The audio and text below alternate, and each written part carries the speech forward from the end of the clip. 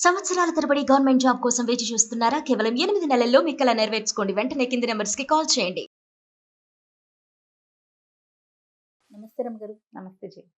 రమగారు, గతంలో మనం ఒక 2 స్టోరీస్ చేసామండి. హ్మ్. సలహాలు అమ్మబడును అని, హ్మ్. సలహాకి ఇంత డబ్బులని, అలాంటివి 2 చేసాం. హ్మ్. అలాంటివి ఇంకేమైనా ఉన్నాయండి? ఇచ్చట వివేకం అమ్మబడును. ఆ, 4 సలహాలకి 400 ఇస్తాడు ఒక వర్తకుడు. అలాంటిది ఇంకొక మంచి కథ ఉంది. ఇది మాటల అంగడి, ఓకే. మాటల కొట్టు. మాటల కొట్టు. ఒక ఊళ్ళో ధర్మపాలుడు అని ఒక ఆయన ఒక కొట్టు పెట్టుకున్నాడు. ఒక వింత షాపు అది. సలహాలు కాగితాల మీద రాసి ఉంటాయి. ఎవరికి నచ్చిన సలహా వాళ్ళు కొనుక్కోవచ్చు. జీవితానికి సంబంధించిన సలహాలు. ఏదైనా అక్కడ నుంచి చదివి నాకు ఇవ్వద్దని వెళ్ళిపోకూడదు. సలహాకి ఇంతని ఇచ్చి కొనుక్కోవాలి. సరే, అందులో ఒక ఆయన, ఒక ధనగుప్తుడని ఒక ఆయన వచ్చి సరదాగా చూద్దామని ఒక 3 సలహాలు కొనుక్కున్నాడు. 3 ఐడియాలు. మంచి ధనవంతుడు ఆయన. ఆ కొనుక్కున్న 3 సలహాలకి 300 ఇచ్చాడు. ఆ రోజుల్లో 100 అంటే చాలా ఎక్కువ. కానీ అవి చాలా అపురూపమైనవి, అత్యద్భుతమైనవి చాలా ఉంది అందులో. టంట చాలా ఉంది. ఈ టంటలు ఏమిటంటే, మొదటిది, ఏదైనా పని మీద వెళ్ళేటప్పుడు భార్యకి చెప్పద్దు. ఇది ఒక సలహా. అక్కడి నుంచి దారిలో ఎక్కడికైనా వెళ్ళేటప్పుడు దారిలో కాకుండా దారికి దూరంగా పక్కగా వెళ్ళి తిను. భోజనం చేయాల్సి వస్తే దారిలో తినద్దు, దారి బాట వదిలిపెట్టి దూరంగా తిను. ఎవరితోటి ఎప్పుడు పందెం కట్టద్దు, తొందరపడి పందేలు కట్టద్దు. ఈ 3 సలహాలు బాగుంది. ఆయనకేం అక్కర్లా, బాగా డబ్బులు ఉన్నాయి. సలహాలు కొనుక్కున్నాం కదా, ఇవి ఎట్లా పనిచేస్తాయో చూద్దాం అనుకున్నాడు. అనుకొని ఏం చేశాడు, సరే 9,000 రూపాయలని 9 సంచుల్లో మూట కట్టుకున్నాడు. ఆయన దగ్గర ఉన్న క్యాష్ అది మూట కట్టుకుని పెళ్ళానికి, భార్యకి చెప్పకుండా ఎక్కడికో వెళ్తున్నానని చెప్పాడు. వ్యాపారం మీద ఫలానా చోటికి అలా చెప్పలే. ఎక్కడికి వెళ్తున్నాడో భార్యకి చెప్పకుండా వెళ్ళొస్తాను అని మాత్రం చెప్పి ఈ 9,000 రూపాయల మూటల్ని పుచ్చుకుని పుణ్యం వెళ్ళాడు, బయలుదేరాడు. భార్యకి చెప్పకుండా వెళ్ళు అనేది ఒకటి. చూద్దాం దీనివల్ల ఏమవుతుందో. ఫిల్ చేశాడు దాన్ని. మొదటిది ఫుల్ఫిల్ చేశాడు. అక్కడి నుంచి ఏమైంది, ఏదో బయలుదేరాడు, అలా వెళ్తుంటే సరే ఏమనుకున్నాడు, ఆకలిస్తుంది. బాటలో చాలా దూరం వెళ్ళాం. సరే ఏముంది, 2వ సలహా, దారిలో తినక దారికి అవతలగా తిను అని ఉంది సలహా. బాగానే ఉంది. చూస్తే దూరంగా ఒక బావి లాంటిది కనపడుతోంది. సరే అక్కడ ఏదో నీళ్లు ఉంటుంటాయి, పోయి అక్కడ తిందాంలే అని చెప్పేసి ఈ తిండి మూట పుచ్చుకుని తన బ్యాగ్ మోసుకుంటూ పోయాడు అక్కడికి. ఆయన ఒంటరిగానే ప్రయాణం అయ్యాడు. చిన్న బండి వేసుకుని వెళ్తున్నాడు ఒక్కడే. సరే ఏం చేశాడు, అక్కడికి వెళ్ళి కూర్చుని అక్కడ రొట్టెల మూట పూట తీశాడు, తిన్నాడు. తిని లేచి వస్తుంటే ఏమైంది, వచ్చేసాడు. వచ్చిన తర్వాత ఆడంగు చేరాడు. తను వెళ్ళదలుచుకుని ఊరికి చేరేసరికి దగ్గరే, ఆ ఊరు ఎక్కువ దూరం కాదు. చేరిన తర్వాత చూసుకుంటే 9 మూటల్లో 8 ఉన్నాయి, 9 మూటలేదు. ఆయన ఇట్లా ఎక్కడో పెట్టుకున్నాడు సంచి. ఒకవేళ నేను అక్కడ రొట్టెల సంచి తీస్తున్నప్పుడు పడిపోయిందేమో అని మళ్ళీ ఆగమేఘాల మీద బండి తోలుకుంటూ వెనక్కి వెళ్ళి ఆ బావి దగ్గరికి వెళ్ళాడు. ఆ గడ్డిగా ఉంది బావి దగ్గర. అంటే పెద్దగా మనుషులు తిరిగే దారి కాదు కదా. ఆ గడ్డి మేట్ల మధ్యలో ఈయన తలకు రూపాయల సంచి కనపడింది. చూసావా, దారి పక్కనే తినుంటే కనుక, నేను దారిలోనే అక్కడే కింద కూర్చుని తినుంటే సంచి దారే పోయేవాడు, ఎవడో పట్టుకుపోయేవాడు. ఇది అవతలగా ఉంది కాబట్టి ఎవరు దీని జోలికి రాలేదు. అబ్బా, సలహా పనిచేసి 100 రూపాయలు లాభించాయి, 1000 రూపాయలు దొరికినాయి ఇప్పుడు మన డబ్బులు అనుకుంటూ లేచి వస్తుంటే ఏమైంది, ఆ దారి పక్కన ఒక పిచ్చి పుచ్చకాయ ఒకటి తీగ అల్లుకుని ఉంది. ఈయన నడుస్తుంటే చటుక్కుని పోయి ఈయన కాలు ఆ పుచ్చకాయలోకి దిగబడింది. కాలు తీసాడు. సరే కాలు కడుక్కున్నాడు.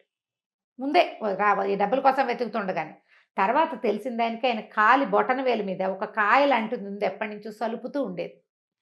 ఈ పిచ్చి పుచ్చకాయలోకి దూరేసరికి కాలు ఆ వ్రణం ఊడిపోయి ఆ పోటు తగ్గిపోయింది ఆయనకి. అయ్య బాబు, ఇది చాలా గొప్ప ఔషధంగా ఉంది, చాలా బాగా పనిచేస్తుంది, ఓ పని చేద్దాం, ఇప్పుడు నేను అక్కడ బజార్ వెళ్తున్నాను, ఈ పుచ్చకాయలు పుచ్చగింజలు బాగా యూజ్ అవుతాయి అని చెప్పేసి ఓ పుచ్చకాయని కోసి అక్కడ ఉన్న చెట్ల ఆ తీగలోంచి కాయలు తక్కువ ఉన్నాయి, దాన్ని ఒక చోట గొయ్యి తీసి పాతి పెట్టాడు. అవేం పాడవవు, మట్టిలో పెడితే ఉంటాయి బాగానే అని చెప్పి ఏం చేశాడు, బయలుదేరి వెళ్ళిపోయాడు. వ్యాపారం చూసుకున్నాడు, ఇంటికి వచ్చాడు. కాలు మీద వ్రణం మానిపోయింది. ఇప్పుడు 3 సలహాల్లో ఒక సలహా బాగా పనికొచ్చింది మనకి.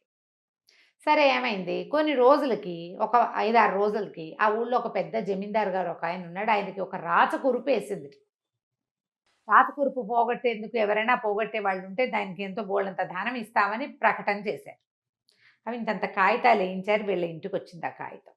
అది చూసేసరికి ఈయనకు ఉత్సాహం వచ్చింది. నా కాలు మీద పుండు మారిపోయింది చూసావు పిచ్చి పుచ్చకాయతోటి, కాబట్టి ఐడియా గుర్తొచ్చింది. గుర్తొచ్చింది. ఆ పుచ్చకాయ వైద్యం చెయ్యాలి ఇక్కడ అని భావించి ఏం చేశాడు, మొదటి సలహా ఏమిటి, ఎక్కడికైనా వెళ్ళేటప్పుడు భార్యకి చెప్పకూడదు. ఆ, ఆ మాట మర్చిపోయాడు. మర్చిపోయి భార్యకి ఏమే మరి నా కాలు మీద పుండు మానిపోయింది చూసావా, ఆ పిచ్చి పుచ్చకాయ ఆ నూతి దగ్గర దాచిపెట్టాను ఒకదాన్ని, నేను పోయి అక్కడికి వెళ్ళి అది తీసుకొస్తాను, దాంతో ఇది మన జమీందారు గారి జబ్బు నయమైపోతుంది, ఆ ధనం మనకే ఇస్తాడు, డబ్బులు ఉన్నాయి ఈయనకి, కానీ వైద్యం చేయించి పేరు గడించాలని భావించాడు. బాగుందా? సరే భార్యకి చెప్పేశాడు. ఈయన పిచ్చి పుచ్చకాయ గురించి చెప్పాడు, కానీ వెంటనే ఆయన అక్కడికి వెళ్ళలేకపోయాడు. ఈ భార్య ఏం చేసింది, పక్కింటి ఆవిడ కాఫీ పొడికో పంచదారకో మైదా పిండికో అప్పుకొస్తే ఆవిడకి ఏం చెప్పిందంటే, మీ అన్నయ్య గారు ఇప్పుడే అక్కడెక్కడికో వెళ్ళారే, ఆయన ఒక పిచ్చి పుచ్చకాయ వల్ల ఆయనకి కాలు మీద వ్రణం తగ్గిపోయింది, ఆ దాంతో జమీందారు గారు జబ్బు కుదురుస్తారట, ఫలానా బావి దగ్గర చెట్టు ఉందిట, వెళ్ళారు అని చెప్పింది. ఇలాంటి సలహాలు మాటలు చెప్పి ఊరుకుంటారు. ఈవిడ పరిగెత్తుకుంటూ వెళ్ళి, ఏమయ్యో నీకు తెలుసా మన పక్కింటి ధనగుప్తుడు అక్కడికి వెళ్ళాడు, ఆయనేమో మరి రాజుగారి జబ్బు కుదురుస్తారట జమీందారు గారిది, ఆయనగా తగ్గిపోయిందంటే వీళ్ళకున్న డబ్బులు కాకుండా ఆ డబ్బులు కూడా వచ్చి పడిపోతాయి వాళ్ళకి అన్నది. అనగానే ఇతను కూడా చకచకా లేచి బయలుదేరాడు. మనకు తెలిసింది పిచ్చి పుచ్చకాయ బావి దగ్గర ఉన్నది. ఇద్దరు, ఆయన బయలుదేరాడు, ఈయన బయలుదేరాడు. ఈయన ఈ విషయం ఆవిడ దగ్గర నుంచి తెలుసుకోవడానికి ఒక అరగంట వ్యవధి ఉందంతే. ఇద్దరు కలిసి ఒకే దారిన బయలుదేరారు. బయలుదేరాక బాటలో కలుసుకున్నారు. ఎక్కడికి అప్పుడు ఏమన్నాడు, ఎక్కడికి వెళ్తున్నారంటే రాజుగారి వైద్యానికి వ్రణానికి వైద్యం చేయటం కోసం మందుల కోసం బయలుదేరానని చెప్పాడు పక్కింటి ఆయన. పుచ్చకాయ కోసం అని అదేలే. చెప్పబోయేసరికల్లా మన ధనవంతుడు ఉన్నాడుగా ఈ గుప్తా గారు అన్నాడు చాలా జోరుగా, రాజుగారి జబ్బు దేంతోనేమవుతుందో నాకు ఒక్కడికే తెలుసు అన్నాడు. నాకు తెలుసు అన్నాడు పక్కింటి ఆయన.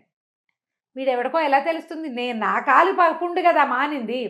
దాంతో ఈయన ఉద్వేగంలో మూడో సలహా మర్చిపోయాడు. ఎవరితోటి పందెం కట్టద్దు అని ఉంది కదా సలహా, ఆ మాట మర్చిపోయి నాకే తెలుసు పందెం కట్ట కావాలంటే అన్నాడు. అనగానే సరే ఇద్దరు కలిసి వాదులాడుకుని పందెం కుదుర్చుకున్నారు. ఒకవేళ రాజుగారి జబ్బు దేంతో కుదురుతుందో నేను చెప్పి దాంతో జబ్బు కుదిరిస్తే మీ ఇంట్లో నేను ఏది ముట్టుకుంటే అది నాకు ఇచ్చేయాలి నువ్వు అని పక్కింటి ఆయన పందెం కట్టాడు. కట్టేసరికల్లా ఇంకేముంది, ఒప్పుకున్నాడు. ఒప్పుకున్న దగ్గర నుంచి నేను గుబగబలు అడ్డం మొదలుపెట్టింది. సలహా మూడోది నేను పాటించట్లేదు, అనవసరంగా పందెం కట్టానా, ఏం చేయను. ఒకవేళ వీడు నిజంగానే ఆ పుచ్చకాయ కనుక తెచ్చి ఆయన రోగంగానే కుదిరిస్తే వీడు పరిగెత్తుకుంటూ మా ఇంట్లోకి వచ్చి మా ఇనపెట్ట ముట్టుకుని ఇది నాకు ఇమ్మంటే నేనేం చేయాలి? మా ఇంట్లోకి వచ్చి ఇనపెట్ట ముట్టుకోవచ్చు, అంతే కదా. పక్కింటి వాడు పేదవాడు, నేను ధనవంతుడిని, అనవసరంగా నేను అత్యాసపడ్డా, వీడితో పందెం గట్ట వెధవ స్పీడ్కి లోనయ్యి ఏం చేయాలో తెలియలా. ఈ లోపల ఏమైంది, పక్కింటి ఆయన చాలా జోరుగా నడుచుకుంటూ వెళ్ళిపోయి ఈయన ఎక్కడ పుచ్చకాయ దాచిపెట్టాడో ఆ పుచ్చకాయ తీసేసాడు. కాదు కూడదనేందుకు అవకాశం లేకుండా తన బండెక్కి మేఘాల మీద జమీందారు దగ్గరికి వెళ్ళిపోయాడు. ఈయన 2 మిస్టేకులు చేసేసాడు ఆల్రెడీ. భార్యకి చెప్పేశాడు, పందెం కట్టేశాడు. అట్ట వెంటనే అతను జమీందారు దగ్గరికి వెళ్ళేసరికి ఇతనికి తెలిసిపోయింది, గ్యారంటీగా వీడు మన ఇంటికి వచ్చి రాజుగారి దగ్గర నుంచి డబ్బులు, జమీందారు దగ్గర నుంచి డబ్బులు తెచ్చుకుంటాడు, మన ఇంటికి వచ్చి ఈయన పెట్ట ముట్టుకుంటాడు.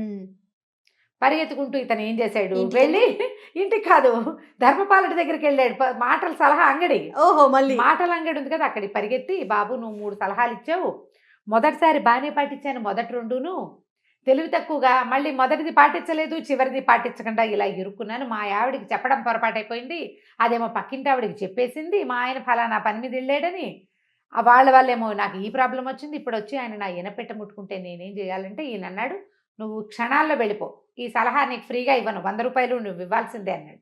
ఇచ్చేస్తాను 100 రూపాయలు, ఇచ్చేస్తే నువ్వు ఓ పని చెయ్యి, పరిగెత్తుకుంటూ వెళ్ళి నీ ఈనపెట్టని ఎవరితోటన్నా సహాయం బట్టి అటక మీదకి ఎక్కించు, అటక్కి నిచ్చెనేసి పెట్టు, నేను వస్తానన్నాడు.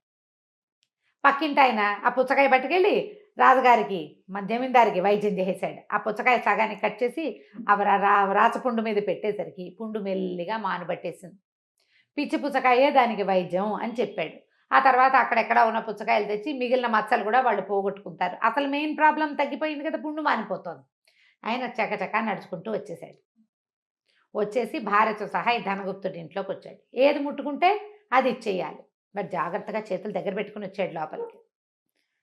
లోపలికి వచ్చి చూస్తే వీళ్ళింట్లో హాల్లో ఓ పక్కగా భవ్యంగా కనపడే ఇనపెట్టే బోసిగా కనపడింది. దానికోసం అటు ఇటు చూస్తే అది అటక మీద కనపడుతోంది. అటక మీద నుంచి తీసుకోవాలి, ముట్టుకోవాలంటే ఏం చేయాలి? ముందు నిచ్చినెక్కాలి. ఎక్కాలంటే చెయ్యకుండా కుదురుతుంది, కుదరదు. ఈయన ఏం చేశాడు? చెక్కమని వచ్చి ఆ నిచ్చెన పట్టుకుని ఎక్కబోయాడు. ఎక్కబోయేసరికల్లా ఈయన ధనగుప్తుడు, మన గుప్తా గారు ఉన్నారు కదా, ఈయన నిచ్చెన మీద చెయ్యేసావా? నీదే అన్నాడు. అనేసరికి నేను నిచ్చెన మీద చెయ్యలేదు, నిచ్చెన ఎక్కి పైన ముట్టుకుందాం అనుకున్నాను అనేసరికి ఈయన వచ్చాడు ధర్మపాలుడు. నువ్వు పందెం ఏమిటి? ఏది ముట్టుకుంటే అది. నువ్వు గుమ్మ ముట్టుకోవాలా, గోడ ముట్టుకోవాలా? నిచ్చెన ముట్టుకున్నావు, నిచ్చెన నీది, నిచ్చెన ఇస్తాం పట్టుకో. పందెం ప్రకారం నిచ్చెన ఇచ్చేస్తాం. ఇతనికి ఏం చేయాలి? ప్లాన్డ్గా అడిగాడు, అడగటం ఆలోచించుకుని. రాజుగారి డబ్బులు వస్తే వీళ్ళ డబ్బులు కొట్టేద్దాం అనుకున్నాడు, కానీ అది కుదరలేదు. ఎందుకంటే ఈయనకి ఏంటి, సలహా చెప్పడానికి ఒక మహానుభావుడు ఉన్నాడు కనీసం. ఇప్పుడు ఈ 3 సలహాలు పాటించినట్టే. జాగ్రత్తగా ప్లాన్డ్గా పాటిస్తే బాగానే ఉంటుంది. అందుకని గుప్తమైన విషయాల పనుల మీదకి వెళ్ళేటప్పుడు ఓపెన్గా విషయం అంతా వైఫ్స్కి చెప్పకపోవటమే మంచిది. అమ్మగారు కొంచెం చెప్పాలి. ఎక్కడికి వెళ్తున్నావో చెప్పకుండా వెళ్ళిపోతే అక్కడ ఏదైనా కొంపనిపోతే ఎట్లా? అదే కదా. అందుకని కొంచెం వేగ్గా చెప్పాలి, చెప్పి చెప్పాలి. అసలు చెప్పకుండా ఉండకూడదు. ఎప్పుడు దారి మీదే కూర్చుని అన్నాలు తినేటప్పుడు మనం మామూలుగానే దారే పోయే వాళ్ళందరూ మనం చూస్తారు. మనం కూడా రోడ్ల మీద తినం, కారులో పక్కకు ఆపుకుంటాం కదా, అవునా? తర్వాత ఎవరితోటైనా పందాలు కడితే కొంప మునిగిపోదు. ఎందుకు వచ్చిన పందాల్లో ఆస్తులు పోగొట్టుకున్న వాళ్ళని చూడాలా ఇప్పుడు మనం కదా, ఎంతెంత డబ్బు పోతుంది. 3 పాత సలహాలు పాటించదగినవే. కానీ ఇప్పుడు కూడా అలా ఎవరైనా ఉంటే బాగుండు రమ్మగారు, సలహా చెప్పేవారు. అంటే మరి మీరు వింటామంటే మేము చెప్తాం. సలహాలు 100 కాదు, 1000 కావాలి. సలహాలు కావాలి, కానీ మాకు నచ్చినట్లుగా ఉండాలి ఆ సలహా. అది కదా సమస్య. అంతే కదా. ఇప్పుడు బ్రీఫ్గా ఒక 4 మంచి వాక్యం చెప్తాం జయ. ఎందుకు మనకి ఎవరో సలహా చెప్పక్కర్లా, మామూలుది. సత్యం వద, ధర్మం చెర, ఇలాంటివి చెప్తాం. అవి పాటిస్తాం. మనం పాటించమే. మనకు మహావాక్యాలు ఉన్నాయి బోల్డ్ అన్ని. మనం ఏంటంటే మన సిచ్యువేషన్లో మనకి నచ్చినట్టుగా, మనం ఏదనుకుంటామో దానికి తగినట్టుగానే సలహా కావాలి. దానికి వ్యతిరేకమైన సలహా పాటించరు. అది మనకు నచ్చిన సలహానే కావాలి, అంతే. ఏదైనా దేనికైనా సమాధానం మనకి నచ్చినట్టే కావాలి. మనం వేసుకునే బట్టల్లాగానే ఉండాలి. మన చాయిస్ ప్రకారమే సలహాలు తీసుకుంటాం. ఇప్పుడు ఒక బిజినెస్ నేనే చేద్దాం అనుకున్నా, నువ్వు చెప్తావు నాకు, ఎందుకని రమ్మగారు ఏదో అవన్నీ చెప్తావేంటి? ఇప్పుడు అలాంటి బిజినెస్లు ఎందుకు రమ్మగారు అంటే జేకి నా మీద కుళ్ళు అనిపిస్తుందా? అంతే. పైగా మనం చేయదలుచుకున్న బిజినెస్ని సమర్థించే వాళ్ళే మనకి నచ్చుతారు. అంతే. నో అంటే వాళ్ళు నచ్చరు. ఇది మంచిది కాదు అని చెప్పేవాళ్ళు, వాళ్ళు వద్దన్నారని వాళ్ళు మానేసామని గింజుకుంటూనే ఉంటాం మన జీవితాంతం. బట్టల వ్యాపారం పెట్టుకుంటేనే బాగుండేది, వాళ్ళంతా వద్దన్నారు, దొంగ మొహాలు, నేను పైకి రావడం వాళ్ళకి ఇష్టం లేదు, బాగుపడ్డం ఇష్టం లేక అలా అన్నారు. అలాంటి రకరకాల మాటలు చెప్పుకోండి. కాబట్టి ఇలాంటి మాటల అంగడ్లు ఈ రోజుల్లో కూడా ఉంటాయమ్మా. కొంచెం జాగ్రత్తగా వెతికి కొన్ని సలహాలు కొనుక్కుని ఆ సలహాల ప్రకారం జీవితాన్ని ముందుకు తీసుకెళ్ళడానికి ట్రై చేయండి. డెఫినెట్గా. తప్పకుండా. నమస్తే రమ్మగారు. నమస్తే జయ.